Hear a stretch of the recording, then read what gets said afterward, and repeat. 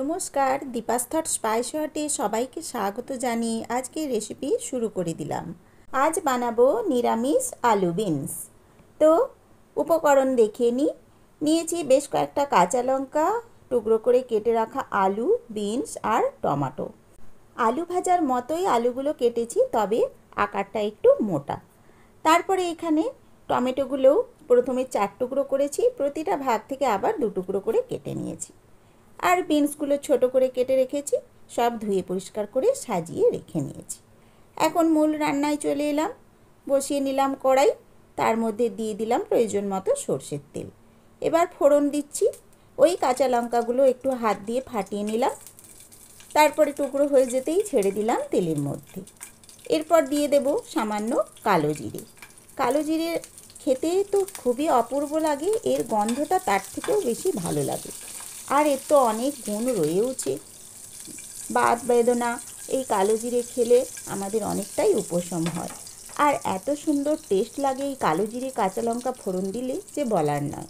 তারপর একটু ভালোভাবে একটু ভাজাভাজি হয়ে গেল, তখন এবার যোগ করে দিলাম এই আলুর টুকরোগুলো। দেখেছেন বন্ধুরা আলুটা কেমনভাবে আমি কেটেছি আজকে। তারপর ভালোভাবে খুন্তি দিয়ে একটু নাড়িয়ে চাড়িয়ে নিলাম। বেশ কিছুটা সময় একটু ভাজা ভাজা করে নেব। তারপর লালচে রং এলেই পরবর্তী উপকরণ ধীরে ধীরে যোগ করতে থাকবো। খুবই সহজ সরল রান্না বন্ধুরা, কিন্তু অসাধারণ খেতে হয়। রেসিপিটি ভালো লাগলে লাইক দেবেন প্লিজ, আর নতুন বন্ধুরা সাবস্ক্রাইব করে নেবেন।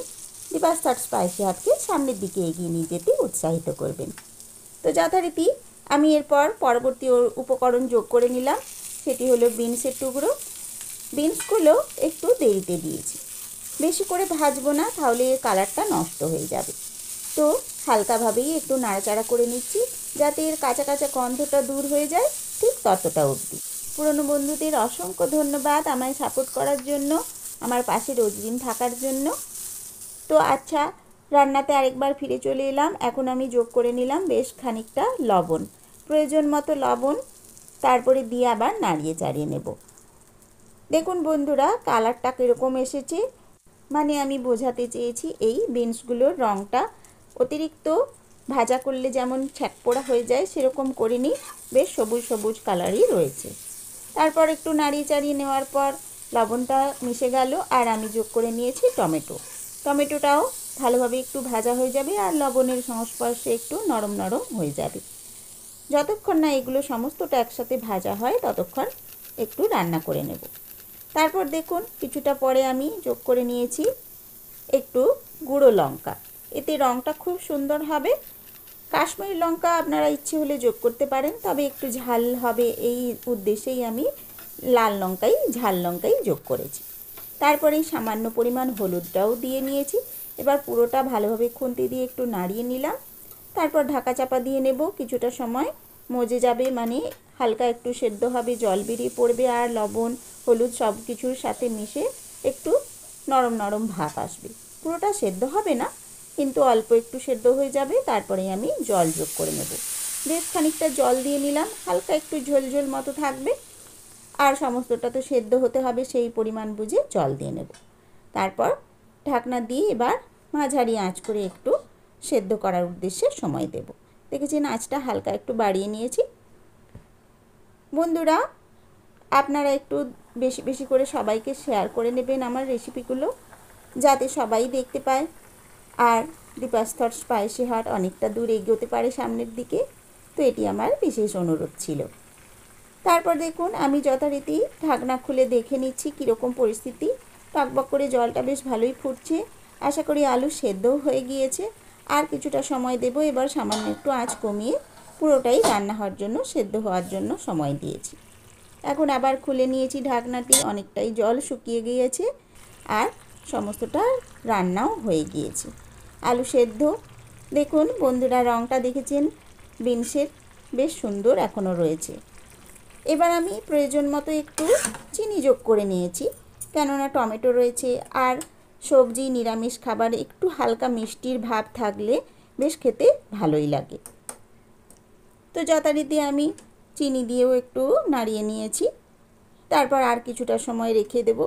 আর আজকে এই রেসিপিটি এখানে শেষ করে নিলেও হতো, কিন্তু আজকে যেহেতু পেঁয়াজ নেই, আর অন্য কোনো বেশি জিরে টিরে কিছু দিয়েই রান্না হচ্ছে না, সামান্য নিরামিষই সহজ সরল রেসিপি। তাই আরেকটু ভালোভাবে যাতে স্বাদটা হয় সেই উদ্দেশ্যে আমি যোগ করে নিচ্ছি একটু আদার রস। এটা সবার শেষে দেব, আর দেওয়ার সাথে সাথেই আঁচটা বন্ধ করে দেব। দেখেছেন বন্ধুরা, টকবক করে ফুটেছে, বেশি ফোটাবো না, একদম হালকাভাবে দিয়েই আমি সাথে সাথে আঁচ নিভিয়ে দিলাম। হালকা একটু ফুটিয়ে বন্ধ করে স্ট্যান্ডিং টাইম দিয়ে নিয়েছি। 10 মিনিট পরে ফিরে এলাম। এখন পুরোপুরি রান্নাটি কমপ্লিট হয়েছে। আর এত সুন্দর আদার একটা গন্ধ উঠবে, হালকা ঝাঁঝালো ভাব থাকবে, তাতেই গলার কাছে যখন খাবারটা যাবে আদার একটা ঝাঁঝ ভাব লাগবে, খেতে অপূর্ব লাগে বন্ধুরা। আর আদার একটা সুন্দর গন্ধ থাকে।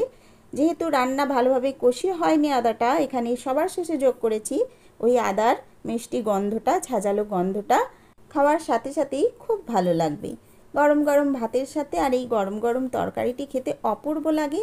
এই তরকারিটা ইচ্ছে হলে রুটির সাথেও খেতে দারুণ লাগে বন্ধুরা।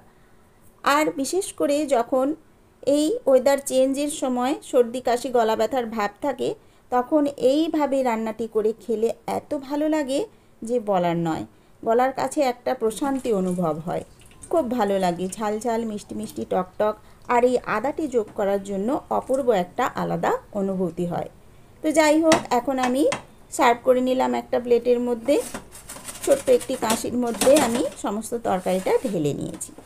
বন্ধুগণ, আজকের রেসিপি দেখে আপনাদের কেমন লাগলো অবশ্যই কমেন্টস করে আমায় জানিয়ে দেবেন। যেহেতু পুজোর সময়, এখন আমি নিরামিষি খাবারই আজকে দেখালাম। আজকে আশা করি আপনাদের সবাইয়ের ভালো লেগেছে। তো বন্ধুগণ, আগামী নতুন পর্বে আবার নতুন ভিডিও নিয়ে চলে আসব। ততক্ষণ আপনারা আমার এই চ্যানেলের আরও যেসব রান্না রয়েছে ভিডিও, সেগুলো দেখবেন। তো আশা করি সবাই ভালো থাকবেন, আর পুজো সবাইয়ের ভালো কাটবে। আর কদিন পরেই প্রতিটি দুর্গা মণ্ডপে ঢাক বেজে উঠবে। সবাইয়ের মনে এখন খুব খুশির আনন্দ, আর এই খুশির আমেজ বহুগুণ বেড়ে যাবে কদিন পরেই। আর সামনে কয়েকটা দিন বাকি আছে, নতুন নতুন রেসিপি রান্না করে খেতে হবে, আর সবাইকে ভালো থাকতে হবে। তো আজকের মতো বিদায় নিচ্ছি বন্ধুরা। সবাইকে অনেক ধন্যবাদ। সকলের পুজো খুব ভালো কাটুক। আর নিরামিষ আলু বিনস খেতে করো না কমিস। Thank you.